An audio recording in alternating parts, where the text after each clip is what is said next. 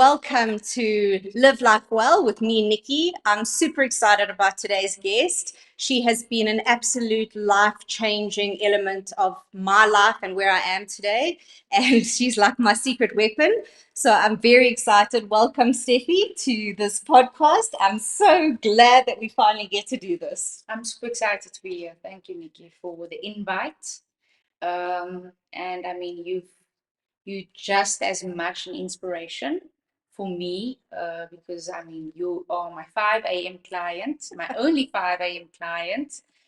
So you also getting that bit of motivation and inspiration and seeing how hungry you are to achieve your goals is just as rewarding for me.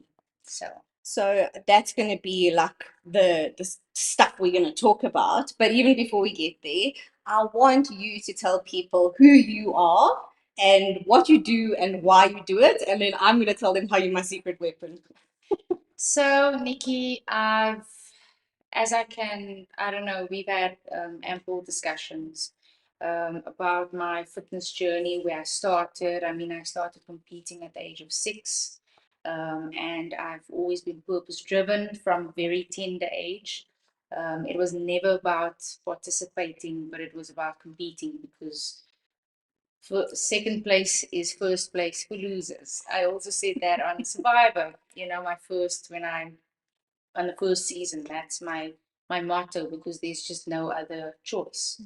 And with that type of mindset comes, with that type of mindset comes disappointment as well because you can't win at everything in life. And experience is the best teacher. And failure also is much more important in our lives than winning.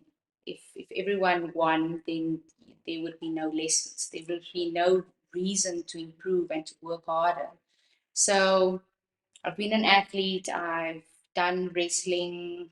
Was SA champ for 2 consecutive years. I was under 13 and I got a nomination for Namibian Juniors Sportswoman of the Year, which I competed against the under 18. So for me, that was at a young age, having achieved that, there was where else do you go from there? Miss Namibia is where else you go from there. Yeah, that came years after. So then there was athletics. I was the Namibian record holder for 100 meter hurdles for a few years as well. So like coming from that into an injury because I tore my ACL while I was called up for the Blitzbokkies training camp. That was a huge shock for me because you have these aspirations to be a pro athlete, and that was my last shot at that. I did bodybuilding. I competed at Arnold, so it's like I'm like you, and you like me. That's why I think we find synergies. The biggest challenge that I had to face in my life was being judged not by performance, but based on other people's perception of beauty. And that was Miss Namibia. So I competed at Miss World, a lot of politics involved with all of that, as it is with sport, any team sport per se.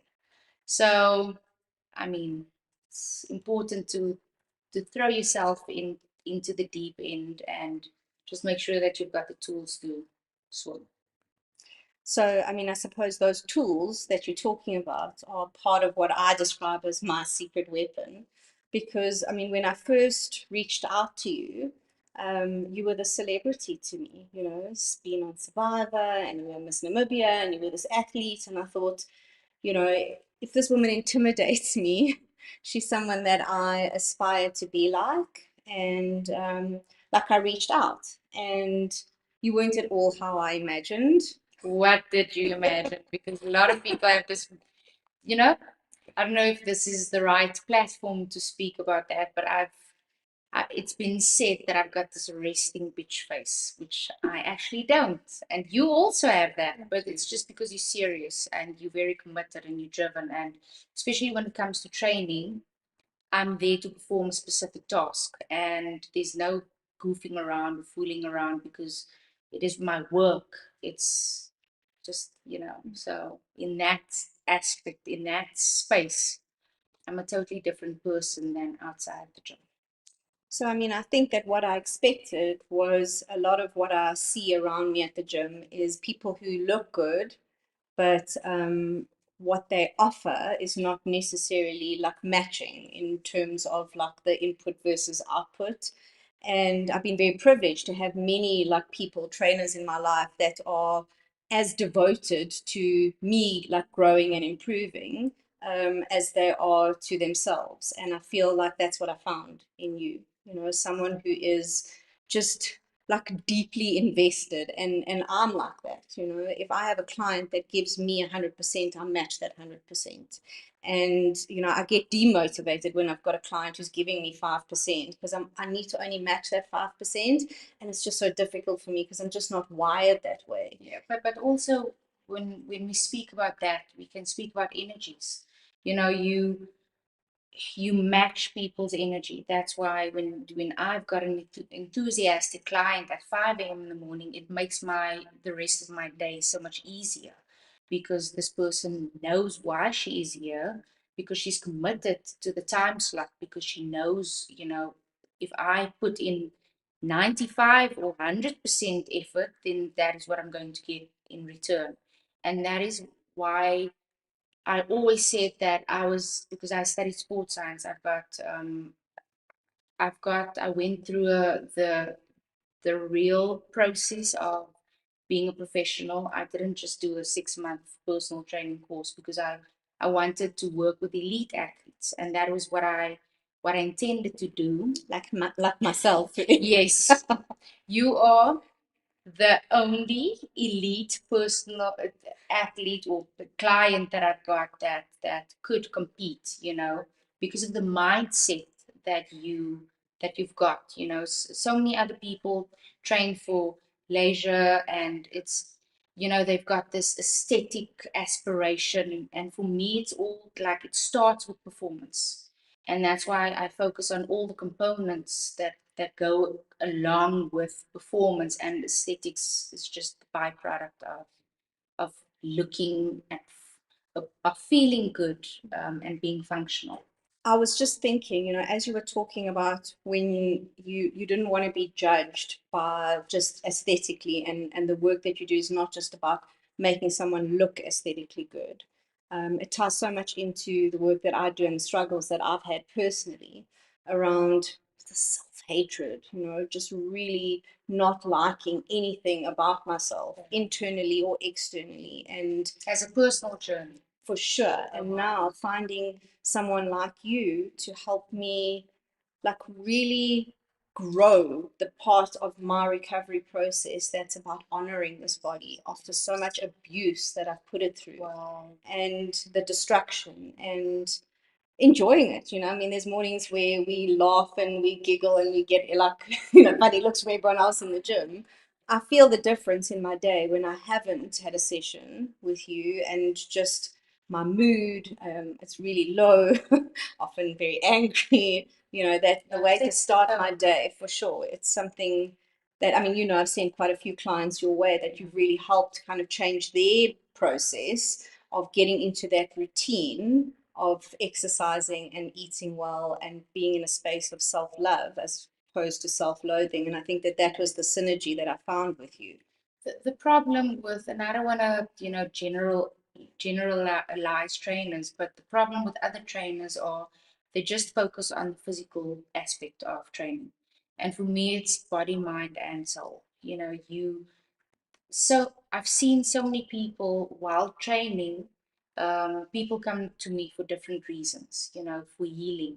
Uh, that's actually at the forefront of it, because people have their own internal battles. And when you train and when you put yourself into extremes and you are physically vulnerable, there's something that happens spiritually, and psychologically where you get to break through a barrier. And it's important to have the right stimuli when you are in that vulnerable space. where you've got a trainer who uplifts and motivates and speaks life into you, as opposed to someone who says, you're not good enough, or you can do better. Instead of, like, I've got this one client who, he hates looking at himself, and when you train, you have to look at yourself in the mirror because you have to look at your form. And this specific client, I don't know if he despises himself, but he doesn't feel comfortable looking at himself. And I always encourage it. And when I see that there's this barrier where I don't want to look at myself because I hate what I'm seeing, I always encourage, this person and all my clients to celebrate themselves, even if they feel low. The fact that they showed up on that day is so important. It gets a star because you are guaranteed to walk out of the session feeling better because of the endorphins. Like, there's a chemical reaction that happens, like it's an exchange. You sacrifice your time and your effort in order to get these feel good hormones that stimulate you and also motivate you. And that's why the morning sessions are so important, because it sets the tone for the rest of the day. Totally. And I think that what I've experienced with you is, although I never have a feeling of not being good enough, at the same time, you're able to give me that you can push harder. Like, believe in yourself, you're actually capable of doing more than what you think you can. And I think that that for me is also a huge part of the work that I do as well, where people just want to give in, that it's too hard, it's too difficult, and they think that's all they can cope with. But that's also what we are faced with in society, because we everything is about instant gratification. And if I train, and that's why when people come to me and say, I want to look like this, and they show me a picture, I want to look like this in 6 weeks, or unrealistic goals, I always say, I'm sorry, there's a baseline. I don't know how far you are in your mental space, how far back I need to work in order for you to be healthy. And it's not ideal to set physical goals, as because you are your own individual. The goal should be to feel good, to move good, well, to have a better recovery rate after your sessions, because ultimately, if you are stronger cardiovascularly, you're going to have more energy throughout that sustains you throughout the day. And the aesthetical appearance is literally the byproduct. And that is what I preach. It's over and over and over. And also with females, going through this whole thing where it's body shaming, and I want to look like these Instagram models, and I want to have this bubble butt, and I'm struggling to grow my glutes, or I'm struggling to taper my waist, or it goes against the purpose of what training is supposed to be. For sure. And like, for me, the big thing is, through when we were in lockdown, I really lost momentum with my training, and I suppose huge elements of depression, attached to that, which I think was pretty standard for most For people. everyone, yeah. And to get myself out of that and into a new routine was a huge challenge. And I would kind of get started and then lose it again and get started and lose it again. And I found, like, with you, even though I've been sick or I've taken breaks to travel or whatever, it's been quite easy to get back into that. And I think that a huge part of that has been like the way that you do things, and which is why I encourage clients to come and see you, because the body needs to be taken care of in every single like aspect of it in order to perform optimally. And we can't just treat one thing in isolation. We're not going to get the results that we want. Exactly. And in order for us to like really treat holistically, I mean, this is an area that has to be addressed. 100%. Also, when you train, it cultivates discipline. And you cannot have success in any aspect of your life if you do not have discipline. So whatever, I mean, other people have different ways to cultivate discipline, but training, putting yourself through that, vulnerable, because you go through a lot, and some days you feel like I can't, and going through that mental barrier and shift where you say, but I said that I can't, but I just did. That just pushes the threshold for productivity even further. And it also makes you believe in yourself. So it's just, it's a, it's an endless, um, it's a waterfall, or, a well of wealth that comes from knowing your body physically, knowing your limitations, knowing your capabilities, and then also mentally being able to push yourself and building that mental toughness physically that will sustain you in your workspace, in your relationships, even, because now you know how it feels to be in conflict with yourself. So I can't, we can speak about this for days. I mean, one of the things also that I really have appreciated, and I suppose part of my self-esteem journey personally, is understanding that there are going to be areas of challenge or weakness in my life, and that's okay. And you and I have laughed at my flexibility. Yeah. And also, the physical flexibility is testament to your personal, because, and yeah, I don't want to put you on the spot. I'm It's okay, sorry. I really don't But mind. it really is. It spills over in all aspects of your life. So if you are not physically flexible, and you don't allow yourself to work on compromise in other aspects of your life, then it spills over. For sure. And I think that my desire to change that, to work harder in that area where there's like a struggle or a challenge, has definitely filtered through into other areas of my life. Normally I'd just be like, oh, this is too hard. I'll do something that's easier for me. And like, I don't want to do that anymore, because that's not what's going to give me the best possible life that I want to live. Exactly. But also, I mean, going through the hardships and obstacles that you faced in your life, it is important to have a rigid plan. But so many people take that to the extreme, and that's where the lack of fun goes out the window. And I think we are designed to have fun in our lives as well. Even if you're training, just make it fun, and Listen, there's that's, times where it's really not that fun, let's be honest. but it's about the attitude. The 100%. attitude toward your goals. Is it work, or is it purpose? And your purpose fuels you. But if you see it as work and as an obligation, then ultimately that's how you're gonna say, oh, dread, because it's work. But changing your perception of, and your outlook about your goals, just fuels your motivation even further.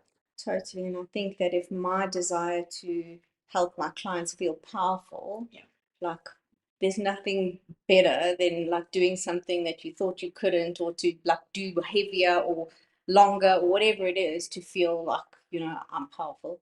But that's why, as a coach, your journey is helps with the personal experience that you go through on a daily basis, helps you with addressing your clients. Because if I know how I feel when I'm empowered in that situation, then surely I know I've got the tools personally in order to help these people or my clients achieve these goals, because I know what it did to me, and they might not see it now, but ultimately, persistence and consistency will lead to this. Like, one of the things that I really appreciate in the work that you do is the clients that I do send you, even my husband that I've sent to you, you'll come back and tell me something that's totally unrelated to exercise and ask me, is this happening? Is this client okay with that? And the level of, I suppose, intimacy or insight that you get into someone just from training with them, and they don't even have to tell you anything. It's Just just based on the way they move. it's crazy. It's there's a science, like, I don't want to say this, but it's a gift. Like, I can't deny the fact that I see things in people's personalities and the barriers that they face mentally just based on the way they move, and that's why this is my medium for achieving health and wellness and healing. Whereas your method might be psychologically, you need to rewire a person's brain and way of thinking and psyche in order to achieve that. But my primary medium is movement and understanding your body physically in order to have that mind muscle connection to rewire yourself mentally. So, I mean, we're not going to go into any of the detail because we haven't discussed it. But I do want to let people know that there's some really cool stuff on the horizon with us and for us, in that we really want to help people on a holistic level to make changes in their lives. And from the elite athlete or someone aspiring to be, on that level, competition wise, to someone who just starts training and seeing this as an escape. It's important to cater for the entire spectrum of the individual needs. 100%. Because you are a competitor by nature. So it's important to match the celebration of your hard work by putting it to the test in competition.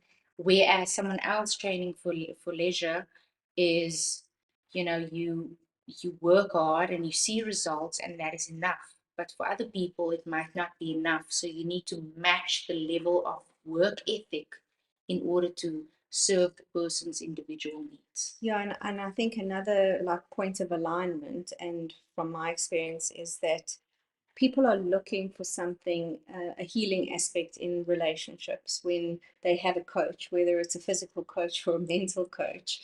The fact that you're always there, and if I'm in a bad mood, I can tell you I'm in a bad mood. And, if I need to be pushed, you just know it. And like, I don't think I had that from like growing up and in my life. And so when I find someone that kind of gives me that missing element that I haven't had, like it's really, really significant for me. And exactly like that, some clients want to kind of achieve things, and other clients just want to be able to phone me up and say, I had a great conversation with this. It doesn't have to be anything like massively but just significant. having the door open, so that this person can be 100% themselves. And the the driving force behind it all is authenticity. Just be real. Just be real. You don't have to live up to a standard or an expectation, because the thing is, the expectations we set for ourselves might be higher than our reality. And that's where we have so many disappointments. For sure. And like for me, coming back to the beginning part about the idea that I have about who you were, like ties into what I think the message is that people need. What you look like on the outside doesn't matter if the inside isn't matching. Exactly. And so ideally, we all want to be in that space where we are shining from the inside out, and that we spend so much energy kind of nurturing that inside part that by default it affects the outside. And that you have this light kind of shining from you that's magnetic to people. Like otherwise we find ourselves almost trying to entice people to come closer to us And when it we're actually repelling them. Exactly, and that's why it feels so natural having this, because you started off as as my client, but I can call you a friend now, and it's not a forced thing, because our synergies align. The discussions we have are always about growing and moving forward and community and individual upliftment, because that is your line of expertise, and it's also my what I do. So the fact that we can springboard, we can use each other as a springboard, for our own personal growth is just sets this it just sets us apart, Mm. as a duo. For sure. So I think on that note, just watch the space because what Steffi and I have got coming is going to be super exciting. And I really look forward to our future together, personally, professionally, and everything in between. And like this was my first time of getting you here, but it's certainly not the last time. So thank you, and thanks for making time and for what you actually mean for me in my life, Steffi. And you to me as well. Thank you for um, getting me out of bed, even though I'm pregnant at this given point. I wake up 3:30 in order to train Nikki at 5 in the morning, and I stay 45 minutes away, but it never feels like a burden, because I walk away after our sessions. I walk away feeling just as revived, after maybe being tired physically, but the experience, and the exchange in energy is always matching, because you get clients. I don't know how you feel about that, or if it's testament to you, that just drain and they just take and they take, and people are unaware of the emotional intelligence of what they so now in my life, I'm so excited because I've learned how to reserve, my energy, and give it to people who I choose to give it to.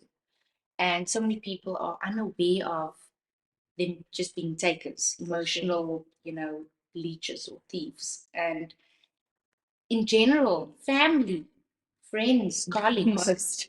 you know, and yeah, that's a topic for a different day. But Yeah, I think there's huge awareness. insights that we've got to share with people, but yeah, the fact that you do make it at 5 a.m. in spite of being pregnant and exhausted, I'm very, very grateful. But I always say you are my star athlete and client. At least in my own mind, I definitely am. No, but you are. You never, okay, sometimes you obviously push the limits and say, I can't. And then I would Until just, people are complaining. no, but it's okay. I also complain, and it's natural. You're not superhuman, and you don't have to be everyone's Superman or Superwoman, because you are human, and that's what makes you special. Because that's opens the door for someone else to be vulnerable, because there's relatability, because we are both broken, even though we try and fix our own brokenness in our own way, it's just always important to find resolve. So it's okay if you complain now and then. I didn't say you Now complain we've got a whole all the bunch of time. witnesses, right? I'm allowed to complain sometimes. Yeah. Awesome. Thank you, Steffi. Thank you, Nikki.